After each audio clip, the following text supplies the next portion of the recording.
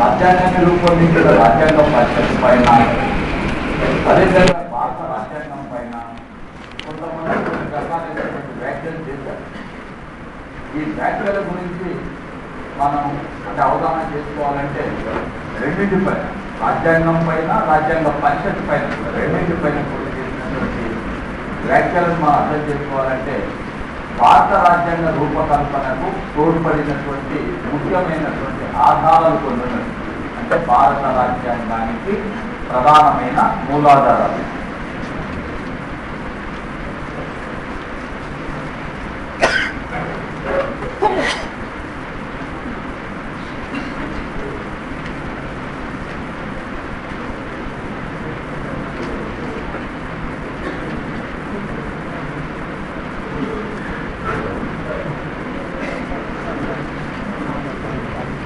వాస్తవంగా రాజ్యాంగాన్ని రూపకల్పన చేయడంలో అనేక అంశాలను అనేక రాజ్యాంగాల నుండి, అనేక దేశాల నుండి గ్రహించడం జరిగింది.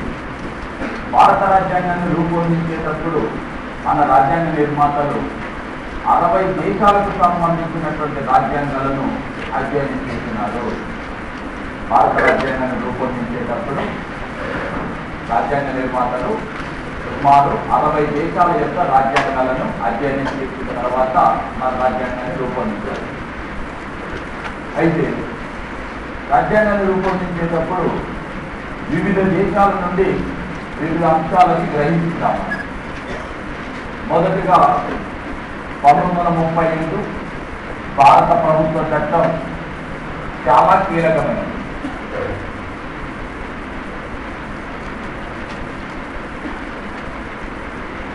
అలాగే ఈ అంశం పైన మనకు క్వశ్చన్స్, ప్రశ్నలు కూడా ఉంటుంది. ఎలా భారతదేశం స్వేచ్ఛ, సమానత్వం, సౌభ్రాతృత్వం అనే అంశాలని ఈ రాజ్యాంగాన్ని ఆధారం చేసుకొని గ్రహించినది, ఇది ఒక ప్రశ్న. అలాగే సామాజిక, ఆర్థిక, రాజకీయ న్యాయం అనే అంశాలని ఈ దేశ రాజ్యాంగ స్ఫూర్తిగా భారత రాజ్యాంగంలో చేసిన 2008 2 క్వశ్చన్స్. అంటే మన రాజ్యాంగ రూపకల్పనలో తోడ్పడినటువంటి అంశాలంటే వాటినే మనం రాజ్యాంగానికి మన మూలాధారాలని చెప్పి చెప్తున్నాం. ఆ మూలాధారాల్లో మొదటి అంశం 1935 భారత ప్రభుత్వ చట్టం. మనం ఇంత ముందు అనుకున్నాం. 1935 భారత ప్రభుత్వ చట్టాన్ని మన రాజ్యాంగానికి ప్రధాన మూలాధారం అని చెప్పి చెప్తున్నాం. ఒకటి. రెండో అంశం ఏంటంటే more than 70% of the subjects have been drawn from the 1935 act. రాజ్యాంగంలో 70% పైగా అంశాలను 1935 భారత ప్రభుత్వ చట్టాన్ని నుంచి తీసుకున్నాము. ఆల్మోస్ట్ 320 అవుట్ ఆఫ్ 321 321 సెక్షన్లలో 240 అంశాలని మనం ఈ చట్టం నుంచి గ్రహించినాం. కాబట్టి అయితే ఈ చట్టం నుంచి గ్రహించినటువంటి ముఖ్యమైన అంశాలు ఏమిటి అంటే సమాఖ్యకు సంబంధించినటువంటి అంశాలు ఎక్కడి నుంచే గ్రహిస్తున్నాము. సమాఖ్య వ్యవస్థకు సంబంధించినటువంటి అంశాలను ఇక్కడి నుంచే తీసుకున్నాము. అలాగే అత్యవసర అధికారాలకు సంబంధించినటువంటి అంశాలు, అదేవిధంగా పబ్లిక్ సర్వీస్ కమిషన్,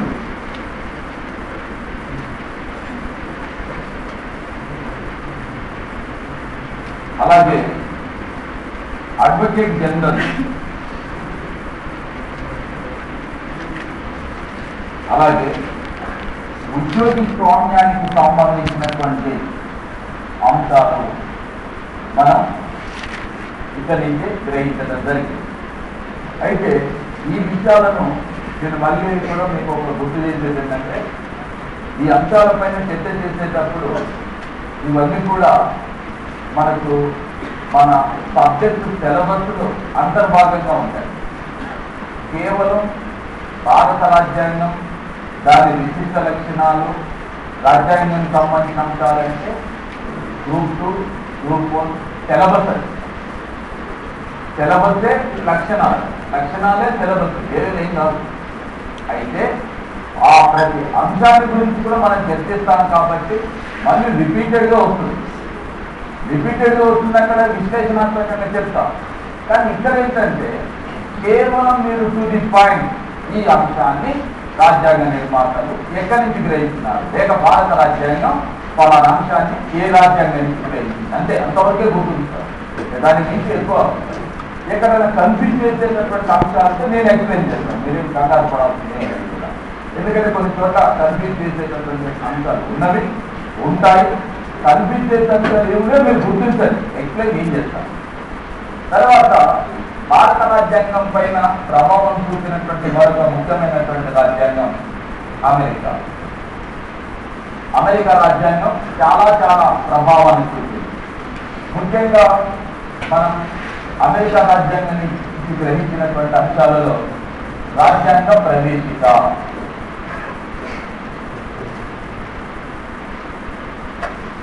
ప్రాథమిక హక్కులు,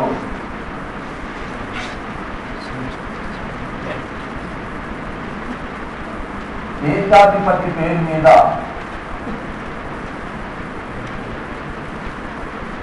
పరిపాలన నిర్వహించడం, రాష్ట్రపతి సర్వసైన్యాధ్యక్షుడిగా వ్యవహరించడం,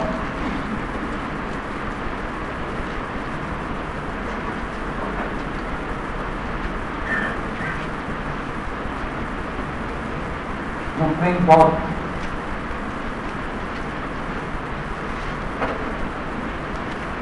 స్వతంత్ర ప్రతిపత్తి గల న్యాయ వ్యవస్థ,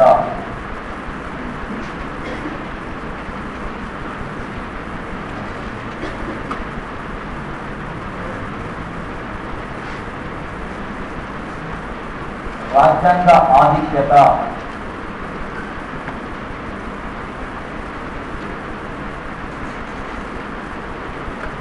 నెక్స్ట్ ఉపరాష్ట్రపతి, నెక్స్ట్ ఉపరాష్ట్రపతి రాజ్యసభకు చైర్మన్ గా వ్యవహరించడం, రాజ్యాంగ సవరణలో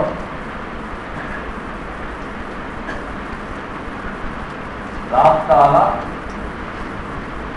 ఆమోదం,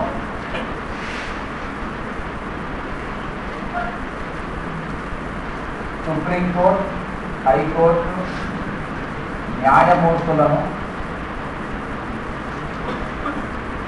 పదవి నుండి తొలగించడం, రాష్ట్రపతిని పదవి నుండి తొలగించడం.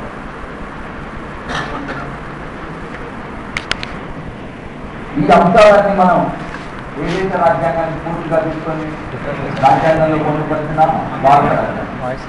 ఇక్కడ రాజ్యాంగ ప్రవేశిక, ప్రాథమిక హక్కులు, దేశ పరిపాలన మొత్తం కూడా దేశాధిపతి పేరును నిర్వహించడం, భారత రాష్ట్రపతి సర్వసైన్యాధ్యక్షులుగా వ్యవహరించడం, అదేవిధంగా సుప్రీంకోర్టు, అదేవిధంగా స్వతంత్ర ప్రతిపత్తి గల న్యాయ వ్యవస్థ, అదేవిధంగా రాజ్యాంగ ఆధిక్యత, ఉపరాష్ట్రపతి, రాజ్యసభకు ఉపరాష్ట్రపతి చైర్మన్గా వ్యవహరించడం, రాజ్యాంగ సభలో రాష్ట్రాల ఆమోదాన్ని పొందడం, సుప్రీంకోర్టు హైకోర్టు న్యాయమూర్తులను పదవి నుండి తొలగించే పద్ధతి, రాష్ట్రపతిని కూడా పదవి నుండి తొలగించేటటువంటి పద్ధతులు ఏవైతున్నాయో ఇవన్నీ కూడా ఏ రాజ్యాంగాన్ని చూస్తున్నాం మనం? అమెరికా రాజ్యాంగం.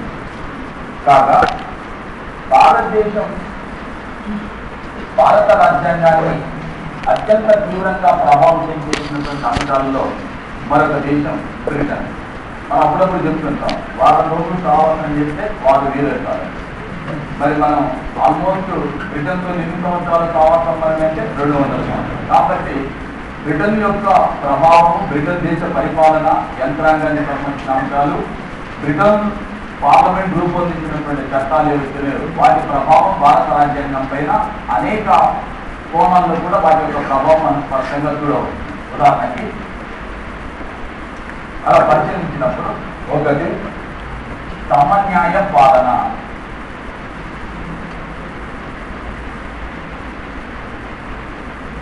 ఏక పౌరత్వం,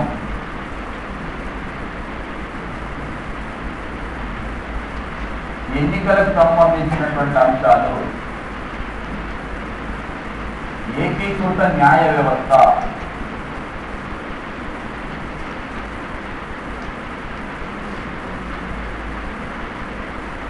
పార్లమెంట్ నిర్మాణం, క్యాబినెట్ ప్రభుత్వం,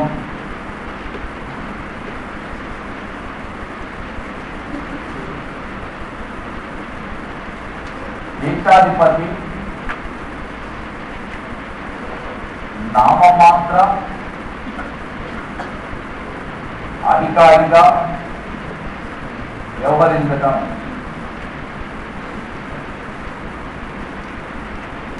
రిట్లు జారీ చేయడం,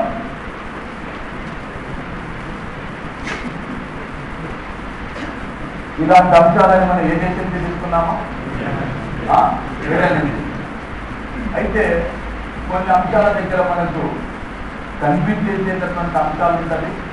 కాకపోతే మీరు ఆలోచన చేస్తే అది అర్థమైంది. మన దేశంలో న్యాయ వ్యవస్థ యొక్క నిర్మాణానికి, బ్రిటన్లో ఉన్న న్యాయ వ్యవస్థ నిర్మాణానికి, న్యాయ వ్యవస్థ యొక్క స్వతంత్ర ప్రతిపత్తికి మధ్య ఉన్నటువంటి తేడాలు గమనించండి. అలాగే దేశ పరిపాలన మొత్తం కూడా దేశాధిపతి పేరు నిర్వహించబడుతుందని చెప్పబడుతుంది. మరొక వైపున దేశాధిపతి నామమాత్రమైన అధికారిగా వ్యవహరిస్తారని చెప్పి చెప్తున్నాం. ఇక్కడ ఈ రెండింటికి మధ్యన ఏమన్నా అంటే రెండు ఒకే అర్థాన్ని తెలియజేస్తున్నాయి. రెండింటి మధ్యన ఏమన్నా విభిన్న పరస్పర తేడాలు ఏమన్నా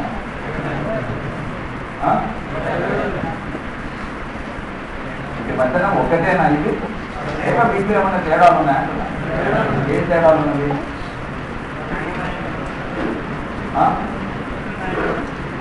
స్వతంత్ర న్యాయ వ్యవస్థ అంటే ఏంటి అసలు?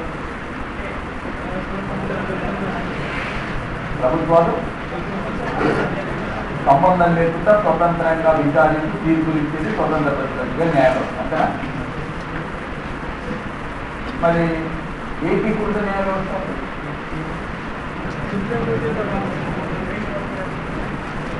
భారతదేశం న్యాయ వ్యవస్థ యొక్క నిర్మాణము, పని విధానం, ఈ రెండింటిని గురించి ఆలోచన చేసేటప్పుడు కన్ఫ్యూజ్ అనేది అదే.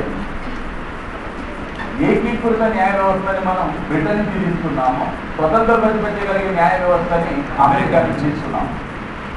ఏకీకృత న్యాయ వ్యవస్థ అంటేనేమో న్యాయ వ్యవస్థ యొక్క నిర్మాణాన్ని తెలుస్తుంది. న్యాయ వ్యవస్థ యొక్క నిర్మాణం.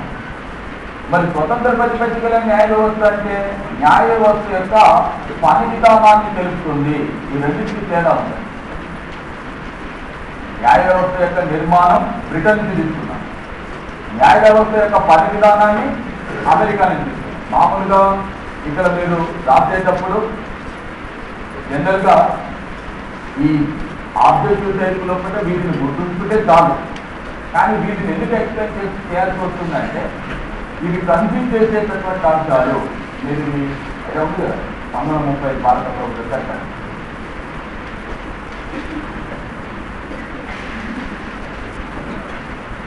సపోజ్ అయితే మనకు నిర్మాణం అన్నాం, ఏకీకృత న్యాయ వ్యవస్థని బ్రిటన్ నుంచి తీసుకున్నాం.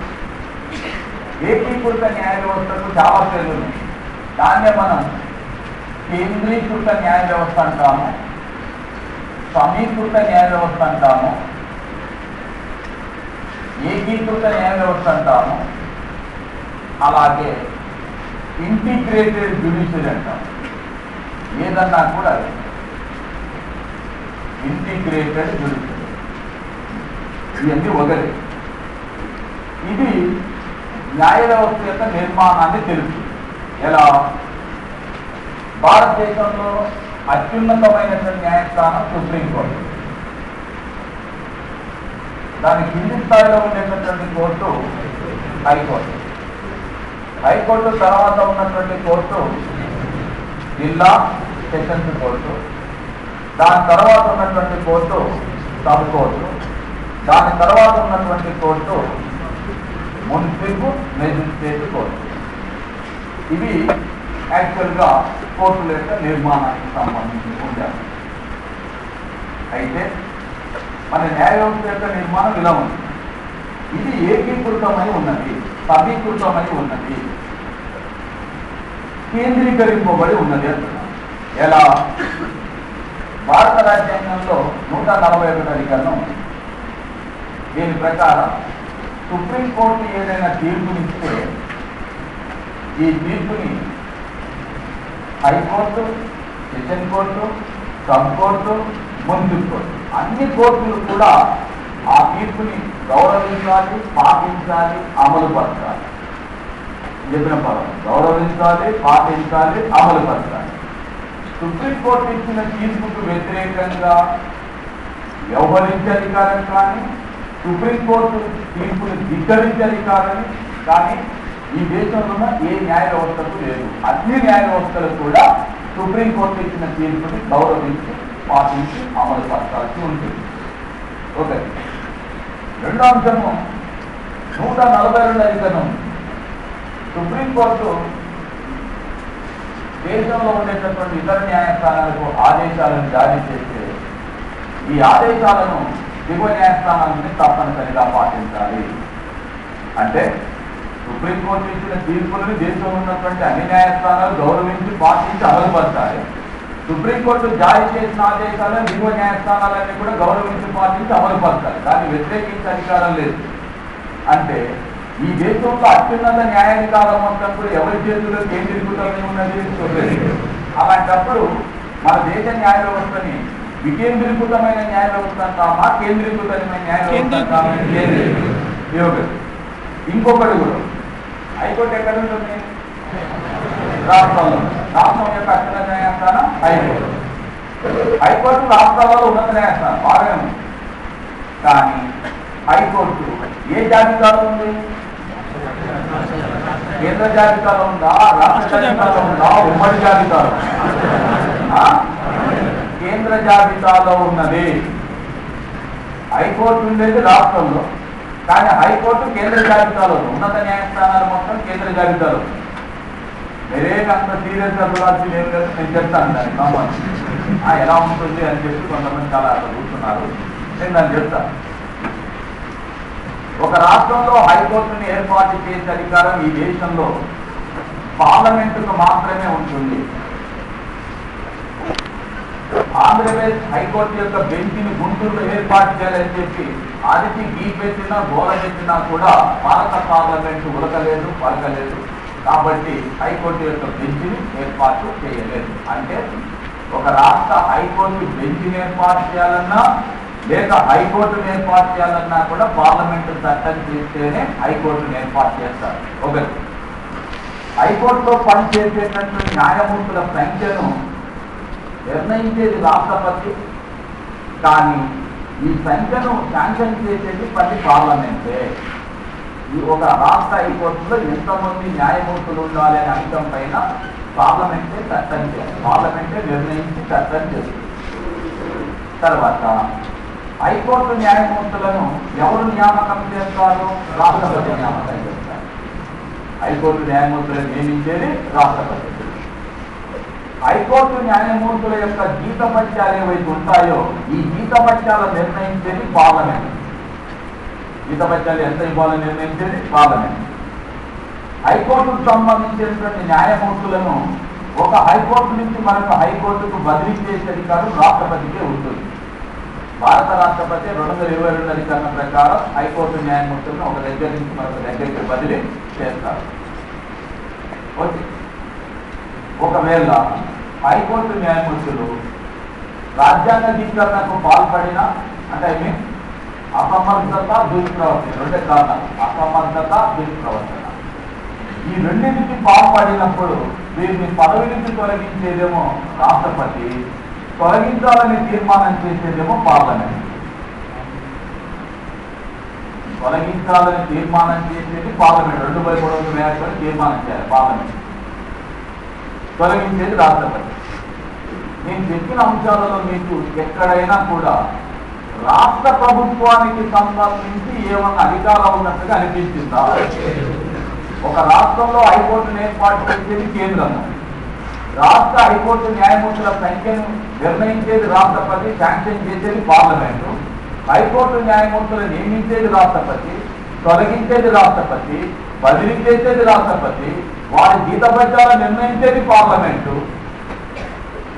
రాష్ట్ర ప్రభుత్వం ఏం చేస్తుందంటే 2 పనులు చేస్తుంది. రాష్ట్ర ప్రభుత్వం ఏంటంటే ఆ హైకోర్టు న్యాయమూర్తులు నియమించి మన రాష్ట్రానికి రాగానే వారికి మంచి బంగ్లాన్ని ఏర్పాటు చేయాలి, మంచి కార్ని పాటించకండి.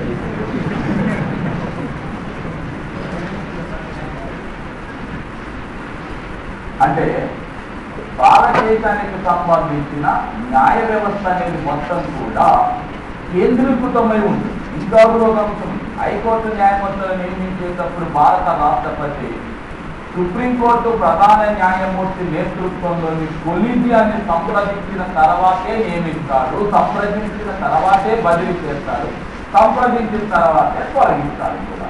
అంటే న్యాయ వ్యవస్థకు సంబంధించినటువంటి అధికారాలు మొత్తం కూడా కేంద్రం వద్ద, సుప్రీంకోర్టు వద్ద కేంద్రీకరించబడి ఉన్నాయి. కాబట్టి మనకి ఏ న్యాయ వ్యవస్థ ఏకీకృత, ఏది వచ్చినప్పుడు అదే ఉంటుంది. ఒక్కొక్కసారి పదాల గారెంట్లో మీరు మోసపోదు. ఏకీకృత న్యాయ వ్యవస్థ, సమీకృత న్యాయ వ్యవస్థ, కేంద్రీకృత న్యాయ వ్యవస్థ ఏదైనా కూడా చెప్పాను. ఒక్కొక్కసారి మన వాళ్ళకు అంటే తెలుగు మీద ఒక్కొక్కసారి పదాలు ఇచ్చేటప్పుడేమో డైరెక్ట్ ఇంగ్లీష్ పదాలని ఇస్తారు, లేకపోతే అస్త తెలుగులోనే ఇస్తుంటారు. అస్త తెలుగులో ఇస్తే ఎలా? 2వ గుండ్రపాల సమావేశం ఎప్పుడు జరిగింది?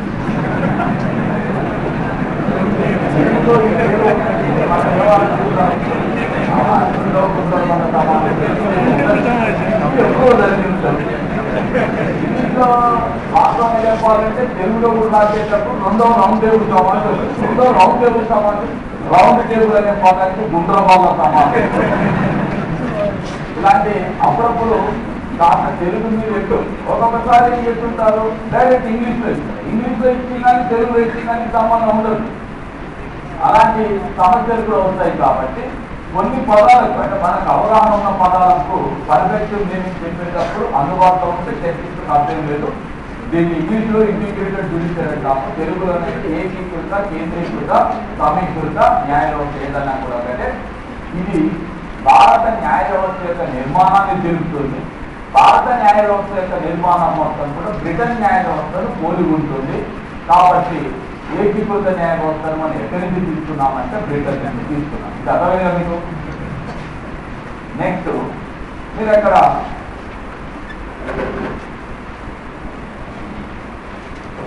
న్యాయ వ్యవస్థ యొక్క స్వతంత్ర ప్రతిపత్తి గురించి రాస్తున్నాం.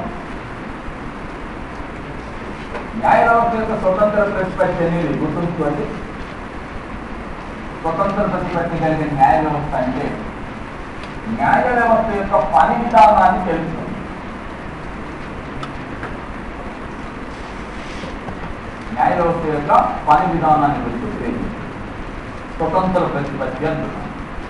అంటే న్యాయ వ్యవస్థ ఎవరి పరిధికి లోబడకుండా, ఎవరి పరిధికి కూడా లోబడకుండా తానే స్వతంత్రంగా రాజ్యాంగ ప్రకారం విచారణ చేసి తీర్పులిస్తుంది, ఎవరి పరిధికి లోబడకుండా. ఇక్కడ మనకు ప్రభుత్వంలో ప్రధానంగా 3 శాఖలు ఉన్నాయి. ఏ శాఖలు అంటే శాసన శాఖ, కార్యక్రమ శాఖ, న్యాయ శాఖ. ఈ 3 శాఖలు ఉన్నాయి.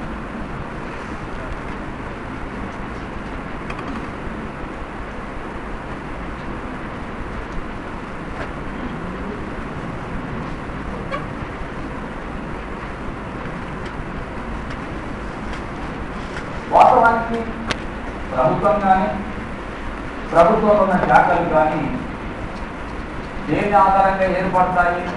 రాజ్యాంగం. అది మర్చిపోతుంది.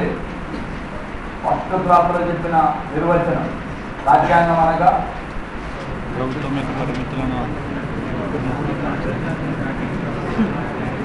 యొక్క అధికారాలు పరిమితం చేసే అనగా ప్రభుత్వ నిర్మాణాన్ని, అది పనిచేసే విధానాన్ని తెలిపే నియమాల సముదాయమే రాజ్యాంగం. ఏం చెప్తాను? ఒక దేశ ప్రభుత్వ నిర్మాణాన్ని, అది పనిచేసే విధానాన్ని తెలిపే నియమాల సముదాయమే రాజ్యాంగం. సో ప్రభుత్వ నిర్మాణం దేనిపై ఆధారపడి ఉంటుంది? రాజ్యాంగం. ప్రభుత్వ నిర్మాణంలో ఏ శాఖలు ఉన్నవి? ఇది నిర్మాణం. ఇది పనిచేసే విధానము అంటున్నాం. అంటే ఏ పనులు చేస్తా ఎలా చేస్తాయనే విధానం. శాసన శాఖ యొక్క పని ఏంటి? శాసనాలను రూపొందించింది. కార్యనిర్వాహక శాఖ యొక్క వాటిని అమలుపరుస్తుంది. అయితే ఈ శాసన శాఖ పరిపాలనకు అవసరమైనటువంటి శాసనాలను రూపొందించేటప్పుడు ఈ శాసనాలు ఖచ్చితంగా దేనికి లోబడి ఉండాలి? రాజ్యాంగం.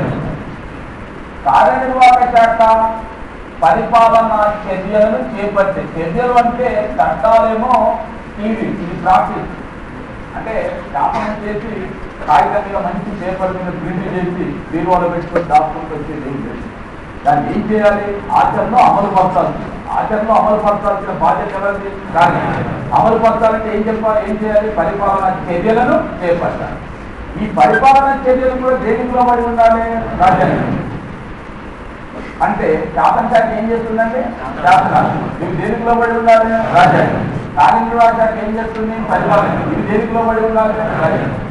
సో ఈ శాసన శాఖ యొక్క శాసనాలు, కార్యనిర్వాహక శాఖ యొక్క పరిపాలన చర్యలు రాజ్యాంగానికి లోబడి ఉన్నది లేని పరిశీలించేది ఏ శాఖ? పరిశీలించిన తర్వాత న్యాయశాఖ అప్పుడు తీర్పులు చెప్తుంది. ఏం తీర్పులు ఇస్తుంది? ఒకవేళ కార్యనిర్వాహక శాఖ యొక్క పరిపాలన చర్యలు రాజ్యాంగానికి లోబడి ఉంటేనేమో ఈ చర్యలు ఓకే చెల్లుతాయి, ఇంట్రావైడ్ రాజ్యాంగబద్ధమే అని తీర్పునిచ్చడాన్ని ఇంట్రావైడ్ అంటారు. కార్యనిర్వాహక శాఖ యొక్క పరిపాలనా చర్యలు రాజ్యాంగానికి లోబడి రాజ్యాంగానికి అనుగుణంగా ఉన్నట్లయితే ఇవి రాజ్యాంగబద్ధమైనవి, ఇవి చెల్లుతాయి అని తీర్పునిస్తే దాన్ని ఇంట్రావైడ్ అంటారు. అలాగే శాసన శాఖ యొక్క శాసనాలు కూడా రాజ్యాంగానికి లోబడి ఉంటే, రాజ్యాంగబద్ధంగా ఉంటే, రాజ్యాంగానికి అనుకూలంగా ఉంటే వాటిని కూడా ఇంట్రావైడ్ తీర్పు చేస్తారు. ఒకవేళ శాసన శాఖ యొక్క శాసనాలు రాజ్యాంగానికి విరుద్ధంగా ఉంటే ఇవి చెల్లవు, ఇవి రాజ్యాంగ విరుద్ధం, అల్ట్రావైడ్ రాజ్యాంగ వ్యతిరేకం, నల్ అండ్ వైడ్ లేదా రాజ్యాంగ విరుద్ధము అని తీర్పులు ఇస్తుంది. ఎవరు? ఏంటిని? శాసన శాఖ శాసనాలు, దేనికి లోబడి ఉన్నవి లేదు. ఎవరు పరిశీలిస్తున్నారు? ఒక రాజ్యాంగానికి లోబడి ఉంటే ఇంట్రావైడ్, రాజ్యాంగానికి వ్యతిరేకంగా ఉంటే అల్ట్రావైడ్ అని ఎవరు తీర్పు చెప్తారు? మీరు ఇక్కడ ఆలోచన చేయాల్సింది ఏంటంటే న్యాయశాఖ తీర్పులు ఇచ్చేటప్పుడు ఒకవేళ ఈ శాసనాలు కానీ పరిపాలన చర్యలు కానీ రాజ్యాంగ విరుద్ధంగా ఉంటే ఓకే ఇది కూడా చెల్లుతాయని చెప్తుందా లేక చెల్లమని చెప్పి కొట్టివేస్తుంది? చెల్లమని చెప్పి తీర్పులు ఇస్తుంది. ఎవరు? న్యాయశాఖ. ఇలా తీర్పులు ఇచ్చేటప్పుడు రాజ్యాంగ విరుద్ధంగా ఉన్నట్లయితే అవి చెల్లవని తీర్పులు ఇచ్చేటటువంటి స్వతంత్ర ప్రతిపత్తి కలిగిన అధికారం న్యాయశాఖకు ఉంటుంది. అలా తీర్పులు ఇచ్చే అధికారాన్నే న్యాయ సమీక్ష అధికారం అంటాము. న్యాయ సమీక్ష చేసి తీర్పులు ఇస్తుంది. అలా తీర్పులు ఇవ్వడాన్నే న్యాయ సమీక్ష. ఎన్ని రకాల శాసన శాఖ యొక్క శాసనాలు, కార్యనిర్వాహక శాఖ యొక్క పరిపాలన చర్యలు రాజ్యాంగబద్ధమా కాదా, ఇంట్రావైడ్సా అల్ట్రావైడ్సా అని చేసి చెప్పే అధికారం ఎవరికి ఉన్నదే? న్యాయశాఖ. న్యాయశాఖకు ఈ చేసి చెప్పే అధికారాన్ని ఏ అధికారం అంటున్నాము? న్యాయశాఖ. ఈ న్యాయ సమీక్ష అధికారాన్ని నిర్వహించేటప్పుడు న్యాయశాఖ శాసన శాఖ పరిధికి లోబడి తీర్పులు ఇస్తుందా, కార్యనిర్వాహక శాఖ పరిధికి లోబడి తీర్పులు ఇస్తుందా, స్వతంత్రంగా తీర్పులు ఇస్తుందా? స్వతంత్రంగా తీర్పులు ఇస్తుంది. దేనికి లోబడి తీర్పులు ఇస్తుంది? కాబట్టి ఇది న్యాయశాఖ యొక్క పని విధానాన్ని తెలుసు. ఇది అర్థమైందా? దీన్ని మనం బ్రిటన్ నుంచి న్యాయ వ్యవస్థ నిర్మాణం తీసుకున్నాం. పని విధానం ఎక్కడ తీసుకున్నాం? అమెరికా. బ్రిటన్లో ఇది లేదు. బ్రిటన్లో బ్రిటిష్ పార్లమెంట్ శాసన శాఖ. శాసన శాఖ అయినటువంటి బ్రిటిష్ పార్లమెంటు ఆ దేశ పరిపాలన కోసం ఏదైనా శాసనం చేసిందంటే ఆ శాసనం రాజ్యాంగబద్ధమా కాదా అని తేల్చి చెప్పేటటువంటి అధికారం ఆ దేశ న్యాయ వ్యవస్థకు లేదు. అంటే న్యాయ సమీక్షాధికారం అనేది ఆ దేశంలో న్యాయ వ్యవస్థకు లేదు. ఎందుకు లేదు న్యాయ వ్యవస్థకు అంటే బ్రిటన్లో పార్లమెంట్ ఉంటుంది. పార్లమెంట్లో 2 సభలు ఉంటాయి, House of Lords, House of Common. House of Lords లోనే ప్రీవీ కౌన్సిల్ ఉంటుంది. ప్రీవీ కౌన్సిలే వాళ్ళకి సుప్రీంకోర్టు. బ్రిటన్ పార్లమెంట్ ఉంటుంది, బ్రిటిష్ పార్లమెంట్. పార్లమెంట్ అంటే జనరల్ గా ఏ దేశంలో పార్లమెంట్ ఏ శాఖ?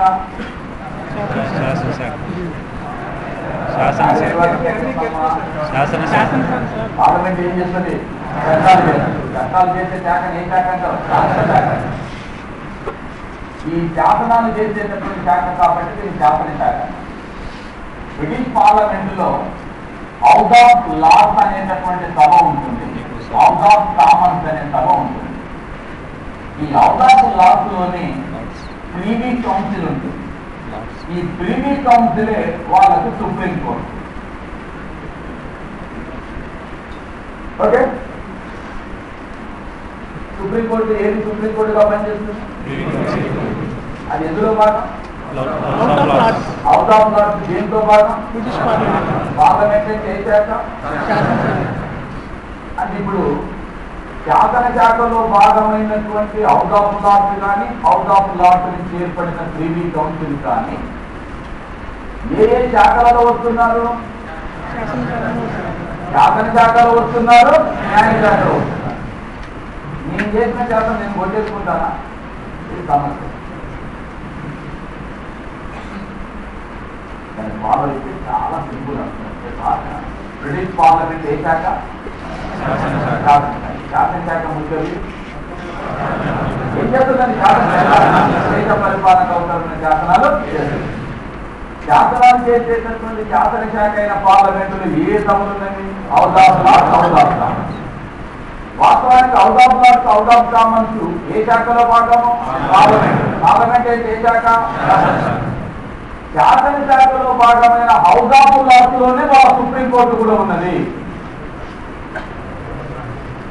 అంటే ఏ శాఖలో ఏ శాఖ కలిసిపోయిందని? శాసన శాఖలో న్యాయ శాఖ కలిసిపోయింది. శాసన శాఖలో న్యాయ శాఖ కలిసిపోయినప్పుడు న్యాయ శాఖ అనేది స్వతంత్రంగా పనిచేసే అవకాశం ఉంటుందా? ఆయన శాసనం చేస్తున్నారు, హౌస్ ఆఫ్ లార్డ్స్ శాసనం చేస్తుంది. హౌస్ ఆఫ్ లార్డ్సే సుప్రీంకోర్టుగా పనిచేస్తుంది. కాబట్టి శాసన న్యాయ శాఖలు వేరువేరుగా ఉండవు, కలిసే ఉంటాయి.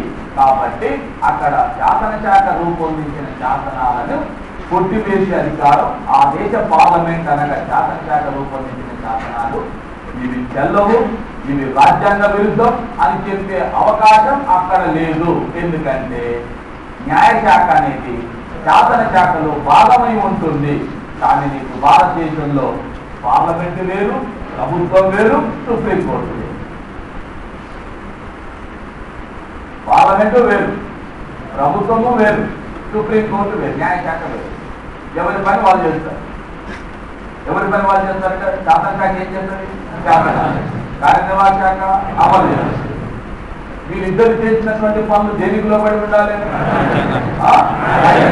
ఉన్నది పరిశీలించడం. ఒకవేళ రాజ్యాంగ విరుద్ధంగా ఉంటే చెల్లవచ్చు. అలా తీర్పు చెప్పేటటువంటి స్వతంత్ర ప్రతిపత్తి కలిగినటువంటి న్యాయ వ్యవస్థగా భారతదేశ న్యాయ వ్యవస్థ పనిచేస్తుంది. ఇలా పనిచేసేటటువంటి విధానం అమెరికాలో ఉంది. అమెరికా పద్ధతిని మనం గ్రహించినాము. అందుకోసమే భారతదేశ న్యాయ వ్యవస్థ యొక్క నిర్మాణాన్ని మనం బ్రిటన్ నుంచి తీసుకున్నాము, ఏకీకృత న్యాయ వ్యవస్థని. అది పనిచేసే విధానాన్ని మాత్రం ఎక్కడి నుంచి తీసుకున్నామంటే అమెరికా నుంచి తీసుకున్నాము. అమెరికన్ న్యాయ వ్యవస్థ స్వతంత్ర ప్రతిపత్తితో పనిచేస్తుంది. ఎలా అంటే ప్రభుత్వానికి అనుకూలంగా తీర్పులు ఇవ్వాల్సిన అవసరం న్యాయ వ్యవస్థకు లేదు. ప్రభుత్వం చేసినటువంటి పనులు మంచివైతేనేమో రాజ్యాంగబద్ధంగానే ఉన్నాయి, చెల్లుతాయని చెప్తుంది. ఒకవేళ ప్రభుత్వం చేసినటువంటి పనులు రాజ్యాంగ విరుద్ధంగా ఉంటే చెల్లవని కూడా తీర్పు చెప్తుంది. అలా తీర్పు చెప్పగలిగేటటువంటి న్యాయ వ్యవస్థనే స్వతంత్ర ప్రతిపత్తి కలిగిన న్యాయ వ్యవస్థగా పేర్కొంటాము. ఓకేనా? నిర్మాణాన్ని ఎక్కడి నుంచి తీసుకున్నాం? భారత న్యాయ వ్యవస్థ నిర్మాణం ఎలా ఉంటుంది? భారత న్యాయ వ్యవస్థ ఎలా పనిచేస్తుంది? స్వతంత్ర ప్రతిపత్తిగా పనిచేసే న్యాయ వ్యవస్థ అనేది భారతదేశంలో పార్లమెంటుకు లోబడి పనిచేస్తుందా, ప్రభుత్వానికి లోబడి పనిచేస్తుందా, స్వతంత్రంగా పనిచేస్తుందా? స్వతంత్రంగా పనిచేస్తుంది కాబట్టి పార్లమెంట్ చేసిన శాసనాలు రాజ్యాంగ విరుద్ధంగా ఉంటే ఓకే చెల్లుతాయని చెప్పి టిక్కు కొడుతుందా, చెల్లవని చెప్తుంది. ప్రభుత్వం యొక్క పాలన చర్యలు రాజ్యాంగ విరుద్ధంగా ఉంటే ఓకే మీరు క్యారీ అని చెప్తుంది, ఇది చెల్లవని చెప్తుంది. అలా చెప్పగలిగినటువంటి స్వతంత్ర ప్రతిపత్తి కలిగిన వ్యవస్థగా న్యాయ వ్యవస్థగా మన దేశ న్యాయ వ్యవస్థ పనిచేస్తుంది. ఓకేనా? ఇంక ఇక్కడ మీకు డౌట్ వచ్చే అంశం ఇంకేమన్నా ఒకసారి బ్రిటన్ అమెరికాకి పోతే బోర్డు మీద ఉన్న అంశాలు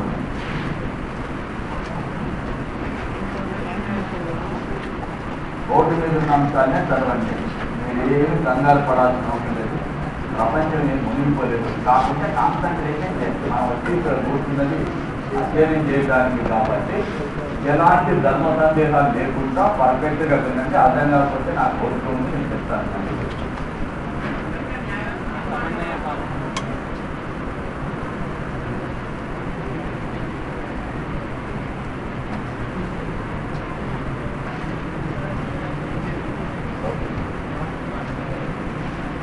భారతదేశానికి ఒక రాజ్యాంగం, ఆ రాజ్యాంగాన్ని అనుసరించి తీర్పులు ఇస్తారు.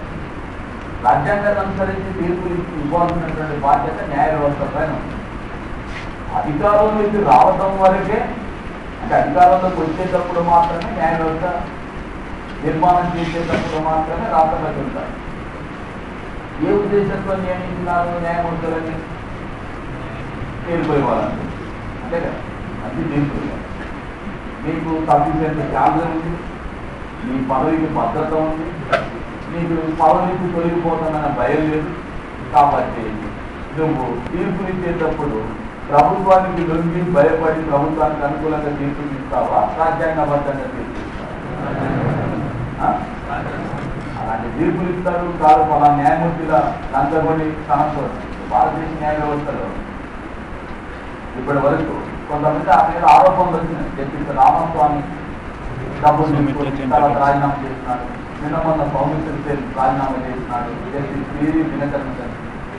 కాబట్టి న్యాయ వ్యవస్థలో కొంతమంది అవినీతి పరులు ఉన్నారు. కాబట్టి భారత న్యాయ వ్యవస్థని మనం అవినీతిపరమైన న్యాయ వ్యవస్థగా రాద్దామా? కాబట్టి నియమిస్తారు కాబట్టి అనుకూలంగా తీర్పులు ఇవ్వాలని ఏమీ లేదు కదా. అర్థమైందా? అంటే మనం ఊహించుకుంటే అలాగే ఉండవచ్చు కూడా, ఉండకూడదని ఏమీ లేదు. బట్ ఇంకేంటంటే న్యాయ వ్యవస్థ స్వతంత్రంగా పనిచేస్తుంది, పనిచేయాలి అని అంటే న్యాయ వ్యవస్థలో పనిచేసేటటువంటి న్యాయమూర్తుల యొక్క జీతభత్యాలకు కానీ పదవీ కాలానికి కానీ వాళ్ళు మమ్మల్ని ఏమో దింపేస్తారేమో ప్రభుత్వం నుంచి, నేను ప్రభుత్వానికి అనుకూలంగా తీర్పు చెప్పకపోతే నా పదవి పోతుందేమోనన్న ఉద్దేశంతో భయపడి తీర్పు చెప్పాల్సిన అవసరం వాళ్ళకు లేదు. కాబట్టి వాళ్ళు ఎలా తీర్పులు చెప్తారంటే నిష్పక్షపాతంగా న్యాయబద్ధంగానే తీర్పులు చెప్తారు. బోర్డు మీద ఉన్న దాంట్లో మీకు ఏమైనా ఇంకేమైనా కనిపించేసేటటువంటి అంశం, పరస్పర విరుద్ధమైన అంశం ఏమన్నా ఉన్నదా?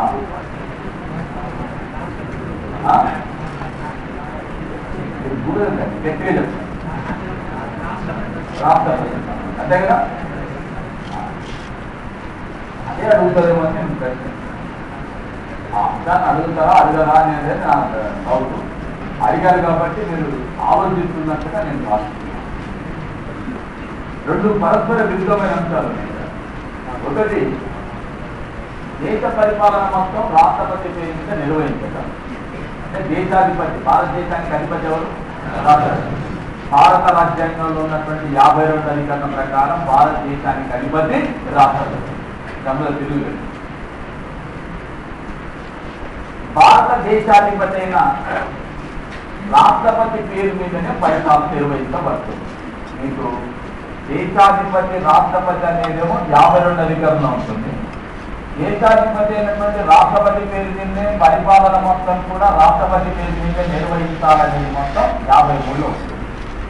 ఓకే, అదే నేను ఇది మళ్ళీ చెప్తాను.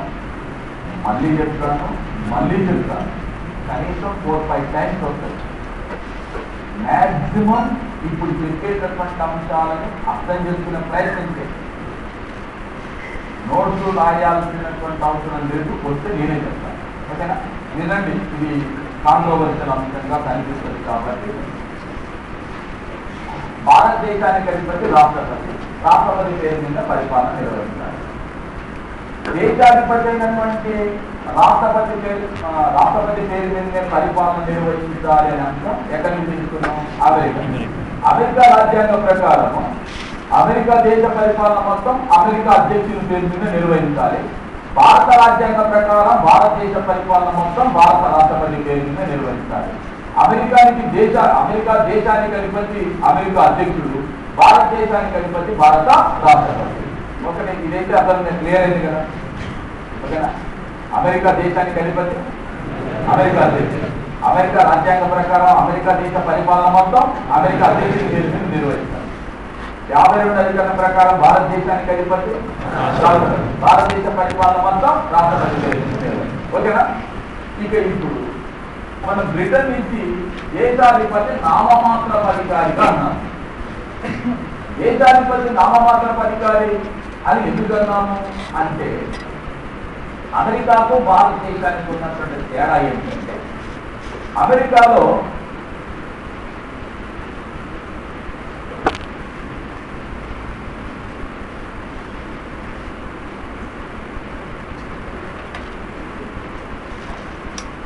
అధ్యక్ష తరహా ప్రభుత్వం. ఓకే, బ్రిటన్లో పార్లమెంటరీ ప్రభుత్వం. ఓకే, అధ్యక్ష తరహా ప్రభుత్వంలో గుర్తుంచుకోండి, దేశాధిపతి అధ్యక్షుడే,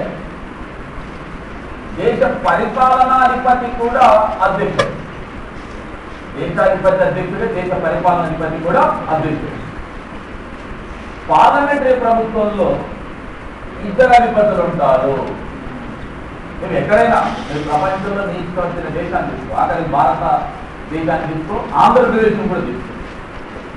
ఆంధ్రప్రదేశ్ రాష్ట్రాధిపతి గవర్నరు, రాష్ట్ర పరిపాలనాధిపతి ముఖ్యమంత్రి. ఎక్కడైనా అంతే ఉంటుంది. బ్రిటన్ కానీ పార్లమెంటరీ తరహా ప్రభుత్వ విధానం అనుసరించేటటువంటి ప్రపంచంలో దాదాపు ఒక 60 దేశాలు పార్లమెంటరీ ప్రభుత్వ విధానం అనుసరిస్తాయి. పార్లమెంటరీ తరహా ప్రభుత్వ విధానాన్ని అనుసరించేటటువంటి ఏ దేశంలోనైనా సరే 2 అధిపతులు ఉంటారు. ఒకరు దేశాధిపతి, ఇంకొకరు ప్రభుత్వ అధిపతి. ఓకే, అయితే మరి 2 అధిపతులు ఉంటే సమస్య ఏంటి? ఒకడే ఉంటే విషయం ఏంటి? 2 మధ్యన తేడా. అమెరికా రాజ్యాంగం ప్రకారం అమెరికా అధ్యక్షుడు దేశాధిపతిగా ఉంటాడు, పరిపాలన మొత్తం ఇతని పేరు మీద నిర్వహిస్తారు, ఇతరే నిర్వహిస్తాడు కూడా. ఎవరు? అమెరికా. నీకు పార్లమెంటరీ తరహా ప్రభుత్వం అలా ఉండదు. దేశ పరిపాలన మొత్తం నిర్వహించాలి అంటే ఎవరి పేరు మీద నిర్వహించాలంటే దేశాధిపతి పేరు నిర్వహించాలి. వాస్తవంలో నిర్వహించేది ఎవరంటే ప్రభుత్వాధిపతి. 2 అధిపతులు ఉంటారు, దేశాధిపతి, ప్రభుత్వాధిపతి. రాజ్యాంగ ప్రకారం, చట్ట ప్రకారం దేశ పరిపాలన మొత్తం కూడా దేశాధిపతి పేరు మీద నిర్వహించాలి. ఇప్పుడు రష్యాలో బ్రిటన్ దేశ పరిపాలన మొత్తం ఆ దేశ రాణి పేరు మీద నిర్వహిస్తారు. కానీ నిర్వహించేది ఎవరు? బ్రిటన్ ప్రభుత్వాధిపతిగా ఉన్నటువంటి ప్రధానమంత్రి నిర్వహిస్తారు. పేరెవరిది? దేశాధిపతి. నిర్వహించేది ఎవరు? కాబట్టి పార్లమెంటరీ ప్రభుత్వంలో 2 అధిపతులు ఉంటారు. ఒకరు దేశాధిపతి, మరొకరు ప్రభుత్వాధిపతి. దేశాధిపతి డి జూరీ సావలిన్ గా వ్యవహరిస్తారు. డి జూరీ సావలిన్ అంటే నామమాత్రమైన అధికారి. ప్రభుత్వాధిపతి అయిన ప్రధానమంత్రి డి ఫ్యాక్టో సావలిన్ గా వ్యవహరిస్తారు, అంటే వాస్తవాధికారిగా వ్యవహరిస్తారు. పేరేమో రాష్ట్రపతి, పరిపాలన నిర్వహించేదేమో ప్రధానమంత్రి. అర్థం కలదా? అధ్యక్ష తరహా ప్రభుత్వం ఎంతమంది అధిపతులు ఉంటారు? అధ్యక్ష తరహా ప్రభుత్వం ఎంతమంది? రాజ్యాంగ ప్రకారం దేశ పరిపాలన మొత్తం ఎవరి పేరు నిర్వహించాలి? అధ్యక్షుడు. నిర్వహించేది కూడా ఎవరు? అధ్యక్షుడు. దేశాధిపతి అతనే, ప్రభుత్వాధిపతి అతనే. కాబట్టి పరిపాలన నిర్వహించే పేరు అతనే, నిర్వహించేది కూడా అతనే. పార్లమెంటరీ తరహా ప్రభుత్వంలో ఇద్దరు అధిపతులు ఉన్నారు. ఒకరు దేశాధిపతి, మరొకరు ప్రభుత్వాధిపతి. దేశాధిపతి పేరు మీద పరిపాలన నిర్వహించాలి. నిర్వహించేది ఎవరంటే ప్రభుత్వాధిపతి. పేరు ఒకటి, నిర్వహించేది పేరు ఎవరిది? నిర్వహించేది ఎవరు?